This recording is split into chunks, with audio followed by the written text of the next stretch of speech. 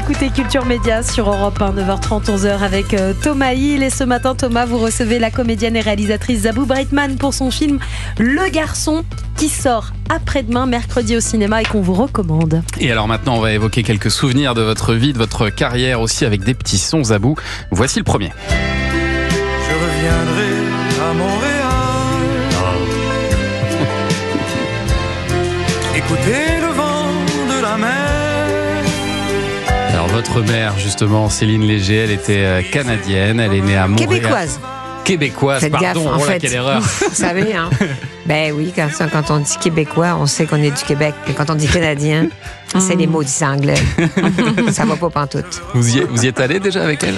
J'ai l'impression. Ah bah oui, beaucoup. J'ai l'impression. J'ai toute ma famille encore là-bas. Ouais. Donc, et alors, vous allez bientôt y retourner parce que vous allez réaliser la série adaptée d'un roman à succès que j'avais beaucoup aimé, qui se passe dans le grand nord québécois, Nord-Ferville de Franck Tillier. bien sûr. J'en parlais l'an dernier. J'adore le thriller. Et puis dans le Grand Nord comme ça, il y avait la saison 4 de True Detective qui était là-bas. Oui, avec aussi des autochtones, enfin Premières Nations, on appelle. Donc il y a un truc, il y a un policier français, enfin un enquêteur français, et sinon c'est une métisse Inou. Ouais. Et c'est dans la communauté, et c'est incroyable. Et moi j'adore, je suis fan de séries. Bon, c'est bientôt là, vous y allez bientôt? On continue à travailler, on écrit, on travaille. C'est en écriture encore? Ah bah oui. Oui, oh là là, j'ai hâte d'y aller. Il va faire moins 30, ça va être super. Ça va être génial. Et alors la dernière fois que vous êtes venu nous voir, Zabou Breitman, on a parlé de vos années Récréa 2, au tout début des années 80. Et alors juste après ces quelques années... C'est faux, je n'étais pas née. Juste après ces quelques années au programme Jeunesse d'Antenne 2, vous vous êtes lancé dans le cinéma avec notamment ce film assez audacieux. J'en ai marre de marcher, de courir, de tomber, de nager, de mourir. Je veux qu'on l'attrape, ce papillon, qu'on rentre chez nous et qu'on nous foute la paix. Alors vous les petites crapules, je vous préviens, s'il y en a un qui bouge pendant qu'on s'en va, un seul, je sais pas ce que je lui fais. Mais c'est quand même terrible qu'on puisse pas se balader tranquillement dans la jungle sans se faire emmerder. Mais j'ai dit non. Bon allez, on y va parce que j'en peux plus. Vous vous souvenez de ce film ou pas? Mais je me souviens pas de ce texte. Et le film Gwendoline. Oui, bien sûr. Je me dis, mais dans quoi c'est? Je dis, mais c'est dans Blanche-Neige, dans Elle voit des nains partout. Non, vous confrontez à ce moment-là une tribu indigène qui tente de vous capturer. C'était un film d'aventure avec une pointe d'érotisme. Ouais, c'est ça. Aujourd'hui, c'est même pas 50 nuances de degré. Non, maintenant c'est que dalle. Là, maintenant c'est de la gnognotte à côté. C'est vrai. C'était juste Jacquin, donc celui qui avait fait quand même Emmanuel, et qui avait trouvé c'était super. J'ai dit, ouais, d'accord. Donc je montrais un peu mes fesses, en string, qui étaient très belles, très petites, des petits pommelots charmants, qui ne sont plus des pommelots, mais qui sont quand même encore charmants.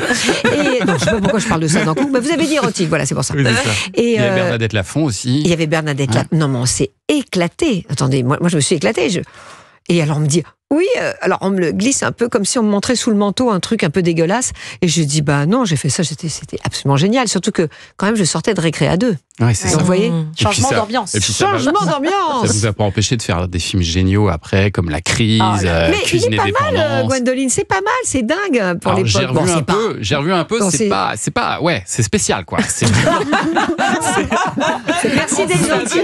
On est vraiment sur un film de niche quoi. De Miche. De Miche, pardon. De Miche, c'est un film de Miche. Allez, une autre chanson, écoutez ça. Quand Isabelle dort, plus rien ne bouge. Quand Isabelle dort au berceau de sa joie.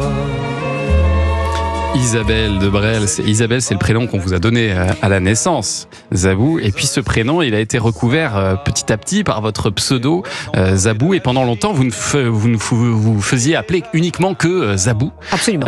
Et alors finalement, c'est en 97 pour une pièce au Théâtre du Rond-Point que vous avez ajouté pour la première fois votre nom de famille, Breitman. Oui, c'était la pièce La jeune fille et la mort d'Ariel Dorfman. Ouais. Voilà. Et c'était une façon quoi de vous réapproprier votre identité? Oui, j'ai toujours eu le souvenir, j'ai fait 2-3 ans de fac et je m'intéressais à d'autres choses que les sujets étudiés en fait. Le fonctionnement, comment les gens...